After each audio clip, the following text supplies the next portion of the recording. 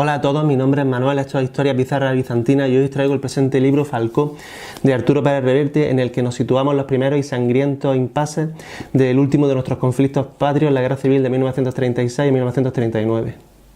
A través de las páginas de Falcó nos retrotraemos a los primeros momentos del golpe de Estado, justamente cuando empieza a ser obvio que este golpe de Estado ha sido un fiasco tanto para la República como para el bando nacional franquista. Para la República ha sido un fiasco puesto que no ha sido capaz de abortar el golpe, y para el bando franquista también ha sido un fracaso puesto que no ha sido capaz de derribar el régimen vigente, el de la Segunda República.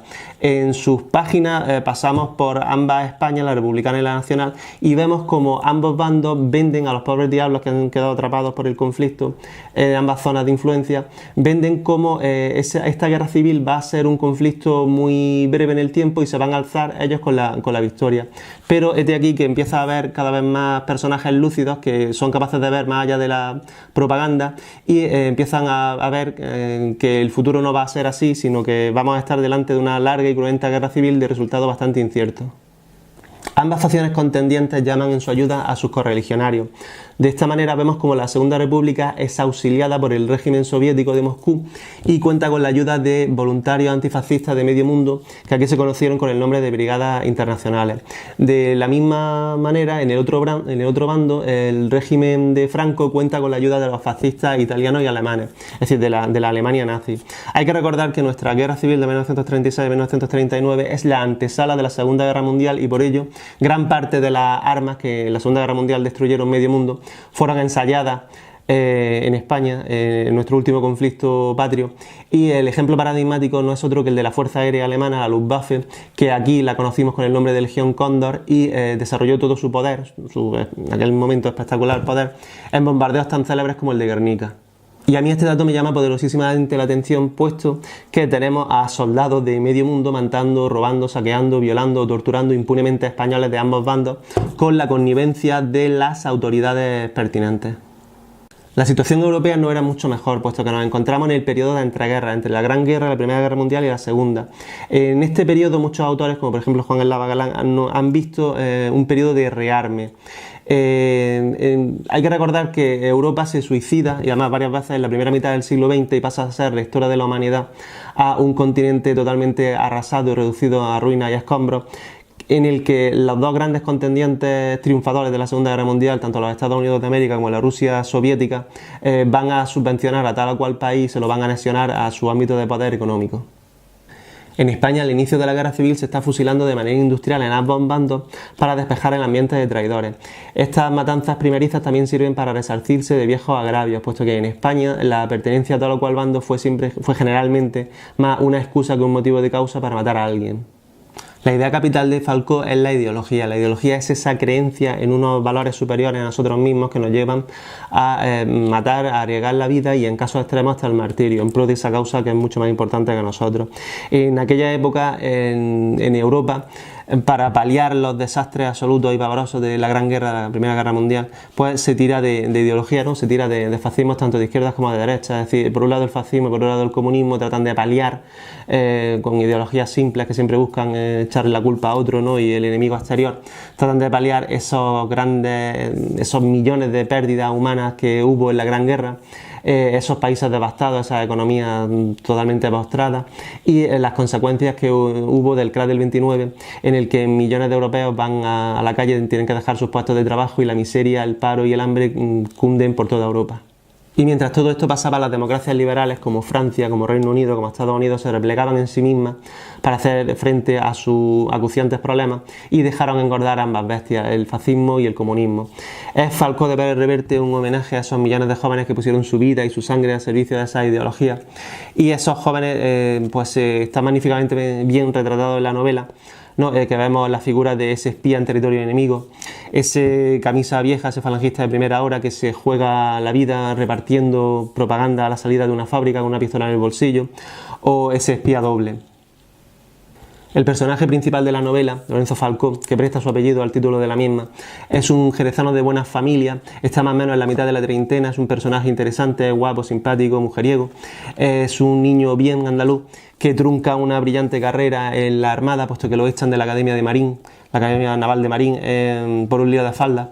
con la mujer de un profesor y para mantener su elevado tren de vida pues decide vender sus servicios a los servicios de inteligencia de la República. Es Lorenzo Falcó un personaje muy propio de Arturo Pérez Reverte, con una personalidad poliédrica en la que abundan numerosas facetas oscuras, como por ejemplo un escepticismo cínico ante la vida que le lleva a solo servirse a sí mismo.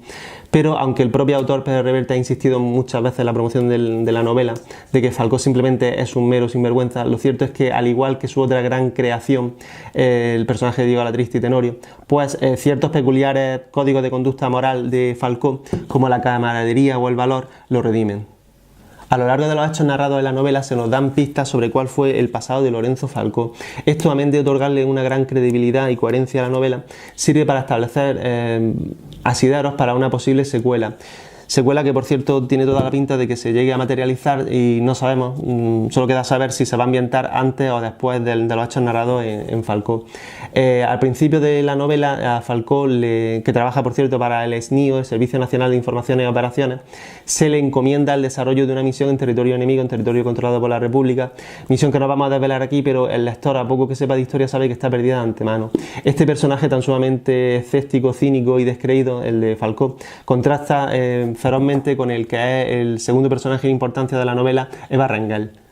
Eva Rangel, guapa, joven, rubia, misteriosa, de familia extranjera con un punto equívoco. Estamos ante una de las grandes féminas creadas por Arturo Pérez Reverte, lo cual son palabras muy mayores, puesto que para un autor que tiene esa fama, especialmente por sus no lectores, ¿no?, de machista, la verdad es que Pérez Reverte tiene mujeres en sus libros totalmente espectaculares. Estoy pensando en Lolita Palma, Les, Angélica Alquézar, Tánger Soto, Teresa Mendoza, etcétera, etcétera. Y esta, sin duda alguna, Eva Rangel es una de sus grandes creaciones literarias femeninas. Cuando conocemos a Eva Rangel, pues es una agente de Falange en territorio enemigo, en territorio republicano, que va a tener una intensa relación con Lorenzo Falcó, que preconiza futuros encuentros en próximas entregas de la saga. Pero tampoco hay que olvidarse de los fantásticos secundarios que acompañan a Lorenzo Falcó y Eva Rangel a través de las páginas de la novela, otorgándole una gran coherencia. Y estoy pensando en gente como el almirante Paquito Araña, el falangista Juan Portela o los hermanos Montero. Falcó está editado por Alfaguara, su primera edición es de octubre de 2016 en la reseñada. Estamos ante una edición sobria pero elegante. Lo que más destaca es su ilustración de portada, que es magnífica y además capta a la perfección como es el personaje de Lorenzo Falcó. Tiene tapa dura con sobrecubiertas, cuenta con un total de 291 páginas, tiene un papel de aceptable calidad y gramaje. Tiene un buen comportamiento en mano, puesto que no pesa mucho, apenas 588 gramos, y puede ser encontrada en comercio a un precio de 19,90. El autor de Falcó no es otro que Arturo Pérez Reverte, nacido en Cartagena en 1951. Durante 21 años fue reportero de guerra, hasta que, asqueado de ese mundo, pues decidió pasar a vivir en exclusiva de su producción literaria. Es autor de novelas famosísimas y de grandes novelas, como Francotirador paciente, como La tabla de Flandes, La carta esférica, El club Dumas, Hombres buenos, etcétera, etcétera. Actualmente ostenta el sillón T de la Real Academia de la Lengua Española. También es famoso por la saga de aventura del Capitán Alatriste, con la que trata de revertir los desastres de nuestro sistema educativo, que postergan una parte fundamental para comprendernos, como es el siglo de oro. Y también, por cierto, en la RAE publicó en un único volumen una edición escolar de la primera y segunda parte del Quijote. A modo de conclusión, tengo que decir que me ha encantado Falcó. Me parece una de las mejores novelas de Arturo Pérez Reverte, y eso son palabras muy mayores. Por sus páginas desfila una España violenta, inculta, salvaje, aterrorizada, fanática, de la que en cierto sentido somos herederos y que no hemos sido capaces de dejar atrás pese a las muchas décadas que han pasado desde la Guerra Civil. No quiero acabar esta reseña sin decir algo que es característico, felizmente característico en todas las novelas de Arturo Pérez Reverte, y que todas cuentan con un encomiable ejercicio de documentación. Es decir, Pérez Reverte domina desde cuáles eran los calibres exactos de las armas del momento hasta qué actores y actrices estaban en el estrellato en ese momento en Hollywood. También por las páginas de la novela vemos cuáles eran esas marcas de lujo, ¿no?, que hacían la vida tan llevadera a la burguesía de la época. Marcas de lujo como Patek Philippe en relojes, Trilby en sombreros o Vionnet en vestidos, y todo ello aderezado con las sempiternas y características café aspirina. Y como único punto negativo de la novela, solo tengo que decir que si realmente se inicia con Falcó una nueva saga de novelas, pues probablemente esto tenga como hándicap que como contrapeso más bien, que la anterior saga de novelas de Arturo Pérez Reverte, La aventura del Capitán Alatriste, pues se vea descontinuada, lo cual es una auténtica tragedia para gente que, como yo, lleva esperando el encuentro en París entre Diego Alatriste y Tenorio y tres mosqueteros y cierto Gascón unos 20 años. Y bueno, hasta aquí llegó la reseña de Falcó de Arturo Pérez Reverte, un libro absolutamente recomendable.